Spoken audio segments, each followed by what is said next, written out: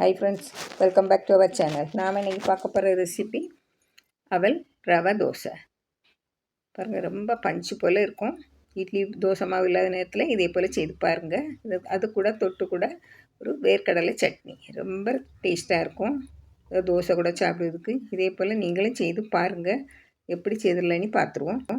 பாருங்கள், நான் ஒரு கப்பு வறுத்த ரவை எடுத்திருக்கேன். இந்த கப்பில் தான் நான் ஒரு கப்பு எடுத்திருக்கேன். அதே கப்பில் ஒரு கப்பு தண்ணி விட்டு 10 நிமிஷம் ஊற வச்சு விட்டுறணும். நல்லா கலந்து விட்டுருங்க. ஊறட்டு இது 2 பேர்த்துக்கு சாப்பிட்றதுக்கு கரெக்டாக இருக்கும் தோசை. அப்போ அதே கப்பில் ஒரு கப்பு அவல் எடுத்துருக்கேன். நான் சிவப்பு அவல் எடுத்துருக்கேன். உங்கள்கிட்ட வெள்ளை அவல் இருந்தான்னா வெள்ளை அவல் எடுத்துருங்க. தோசை வெள்ளையாக இருக்கும். இதை நல்லா கழுவி மூழ்கு அளவுக்கு தண்ணி விட்டு ஊற வச்சுருங்க. அதுவும் 10 நிமிஷம் ஊறட்டு. அதுக்கடையில் இதுக்கு தொட்டுக்கிட்ட நம்ம ஒரு சட்னி செய்துருவோம். பாருங்கள், கடாயை வச்சு சூடானதும் 2 ஸ்பூன் எண்ணெய் விட்டுருங்க. அதில் 2 காஞ்ச மிளகாய் போடுங்க. உங்களுக்கு காரத்துக்கு தகுந்தவாறு போட்டுவிடுங்க. நான் பெரிய சைஸ் வெங்காயத்தில் ஒரு வெங்காயத்தை கட் பண்ணி வச்சுருக்கேன். ரொம்ப பொடியாக கட் பண்ண வேண்டாம். நம்ம வதக்கி அரைக்க தான் போகிறோம். பாருங்கள், இதை கொஞ்சம் வதங்கிட்டு இதுக்கு தேவையான கொஞ்சம் உப்பு போட்டுருங்க. வதங்கிரும் சீக்கிரமாக. கண்ணாடி பதம் வரணும், அவ்வளோதான். பாருங்கள், கண்ணாடி பதம் வரட்டு நல்லா வதக்கி விடுங்க.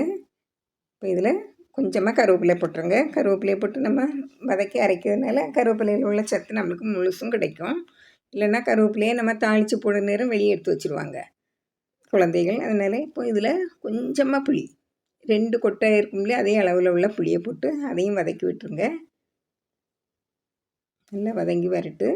நல்லா வதங்கி வந்த உடனே ஒரு கைப்பிடி வறுத்த வேர்க்கடலையை போட்டு வதக்கி விட்டுருங்க. நல்ல வறுத்த வேர்க்கடையில் என்னன்னாலும் நிறைய நேரம் வதக்க வேண்டாம். இதை வதக்கி இப்படியே ஆற வச்சுருங்க. நல்லா ஆறினதும் நம்ம மிக்ஸி ஜாரில் மாற்றி அரைச்சி எடுத்துடலாம். பாருங்கள், நல்லா ஆறிட்டு மிக்ஸி ஜாரில் மாற்றிடுவோம். மிக்ஸி ஜாரில் மாற்றி நம்ம கொஞ்சமாக தண்ணி விட்டு அரைச்சி எடுத்துருவோம். ஒரு 1/4 கப்பு தண்ணி விடணும். இது கூட கொஞ்சம் பெருங்காயப்பொடி போட்டு நல்லா அரைச்சி எடுத்துடணும். ரொம்ப மை போல் அரைக்க வேண்டாம். பாருங்கள், ஒரு அளவுக்கு குறை அரைச்சி எடுக்கணும். அப்படின்னா தான் நல்லா இருக்கும். இந்த மிக்ஸி ஜாரை அலசி அதில் தண்ணி விட்டுருங்க. உங்களுக்கு இன்னும் கொஞ்சம் தண்ணி விடணுன்னா விட்டுக்கிடுங்க. நான் 2 பேர்த்துக்கு வச்சதுனால இவ்வளோ போதும். பாருங்கள், இப்போ அப்படியே இருக்கட்டும். இப்போ இதுக்கு ஒரு தாளிப்பு கொடுத்துருவோம். அடுப்பில் கடாயை வச்சு எண்ணெய் விட்டு கடுகு உளுந்தம்பருப்பு போட்டு ஒரு காஞ்ச மிளகாயும் போட்டு நல்லா பொரிய விடுங்க. நல்லா பொரிஞ்சதும் கொஞ்சம் கருவேப்பிலை போட்டு அதையும் பொரிய விட்டுருங்க. கருவேப்பிலையும் போட்டு நல்லா பொரிஞ்ச உடனே நம்ம அந்த அரைச்சி வச்ச சட்னியில் விட்டுருவோம். பாருங்கள், நல்லா கலந்து விடுங்க. நல்ல வாசனையாக நல்ல டேஸ்ட்டாக இருக்கும் இந்த சட்னி இந்த தோசைக்கு.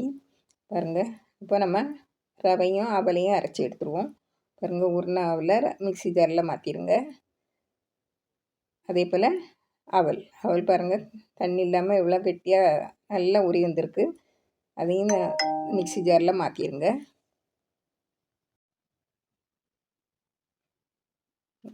எல்லாம் மாற்றிடுங்க. இது 1 டேபிள் ஸ்பூன் தயிர், பிடிக்காத தயிரை விடுங்க. ஒரு 1/2 டீஸ்பூன் உப்பு, தண்ணி. இனிமேல் இது கூட தண்ணி விட்டு அரைச்சிருங்க. நான் இப்போ 1/4 கப்பு விட்டுருக்கேன். இன்னும் ஒரு 1/4 கப்பு விட்டு அரைச்சிருக்கேன். பாருங்கள், 1/2 கப்பு தண்ணியாக இருந்து எனக்கு இதே போல் அரைச்சி எடுக்க. கொஞ்சமாக தண்ணி விட்டு மிக்ஸி ஜாரை அலசி விட்டுருங்க. ரொம்பவும் தண்ணி வேண்டாம். இப்படி இருக்கட்டு, இதே பக்கத்தில் இருக்கட்டு. இப்போ நம்ம தோசைக்கல்லை காய வச்சுருவோம். பாருங்கள், மாவு இன்னும் கொஞ்சம் கெட்டியாக இருந்தாலும் நல்லா வரும். கொஞ்சம் தண்ணி அதிகமாக தான் இருக்குது. பாருங்கள், இப்படி துவாரம் விழணும். பாருங்கள், இந்த மாவு எல்லாம் நிறம் மாதிரி வரணும். மேலே இருக்க வெள்ளையாட்டு இருக்க மாவெல்லாம் கொஞ்சம் நிறம் மாதிரி வரணும். பாருங்கள், கொஞ்சம் எண்ணெய் விட்டுருங்க. எண்ணெய் விட்டு பாருங்கள், எல்லாமே நிறம் மாறிடுச்சு.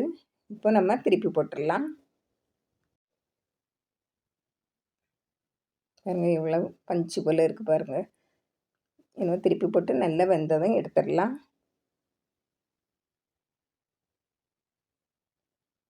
பாருங்கள், நல்லா வெந்துட்டு நம்ம இனிமேல் இப்போ எடுத்துருவோம். இப்படியே எல்லாம் சுட்டு எடுத்துருங்க. அது கூட சட்னியும் வச்சு சாப்பிட செம்ம டேஸ்ட்டாக இருக்கும். பாருங்கள், இவ்வளோ பஞ்சு போல் இருக்குது. இதே போல் நீங்களும் இந்த சட்னியை வச்சு சாப்பிட்டு பாருங்கள். செம்ம டேஸ்ட்டாக இருக்கும். இதே போல் நீங்களும் செய்து பாருங்கள். பிடிச்சிருந்தால் லைக் பண்ணுங்கள், ஷேர் பண்ணுங்கள், கமெண்ட்ஸ் பண்ணுங்கள், மறக்காமல் சப்ஸ்கிரைப் பண்ணுங்கள். தேங்க்யூ.